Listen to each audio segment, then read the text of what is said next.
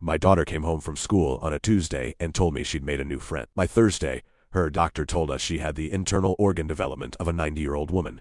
We still don't know what she brought into our house. We don't know if it's still here. Lily is 9. Straight A's, obsessed with marine biology, sleeps with a nightlight shaped like a jellyfish, the kind of kid strangers smile at in grocery stores. She has never once in her life been seriously sick. Until the week she met her new friend. It started innocent. She came home bubbly, said she'd met a girl at the edge of the school field during recess, said the girl's name was Corin, said she was really quiet but really smart and knew things about the ocean that even Lily didn't know. I remember thinking that was sweet. By day 2 she seemed tired, not sick tired, drained in a deeper way, like something had been running in her all night and used up everything she had. She went to bed at 6 p.m. without being asked. I stood in her doorway watching her sleep and told myself she was just fighting something off. Day 3 she came downstairs for breakfast and her hair had gone dry, not damaged dry, just completely stripped of moisture, like the strand itself had been hollowed out. I touched it and it felt like the hair of someone very, very old. I made a doctor's appointment before she finished her cereal.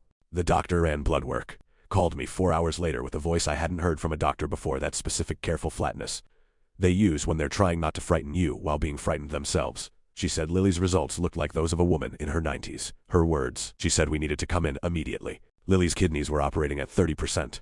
Her cardiovascular markers were those of someone with decades of arterial wear. Her cellular inflammation levels were, according to the doctor, something she had never seen in a child, ever. We were admitted to the hospital that night. While Lily slept in her hospital bed hooked to monitors, I called my husband, and then I sat in the chair beside her. And I thought about Corin, about how I'd never seen this girl, never met her parents, never seen her walk Lily home. I asked Lily in the morning to describe her. Lily smiled and said Corin was tall for her age, very pale, and that she had really pretty eyes but that they were strange, like there was too much white in them. I went to the school, asked the staff about a girl named Corin who played at the edge of the field. 3 different teachers told me the same thing. There was no girl by that name enrolled. Nobody had seen a child matching that description on school grounds. The field bordered a stretch of woods. There was no fence. Lily spent 4 days in hospital. Her levels began improving the moment she was away from home. Slowly, but improving. The doctors called it unprecedented and said they wanted to write it up. They never found a medical explanation. On the day we discharged, Lily asked me when she could see Corin again. I told her Corin had moved away. Lily nodded and looked out the window. Then she said, she told me she'd wait. I didn't sleep that night. I drove to the school at midnight and stood at the edge of that field with the flashlight and looked into those woods for a long time.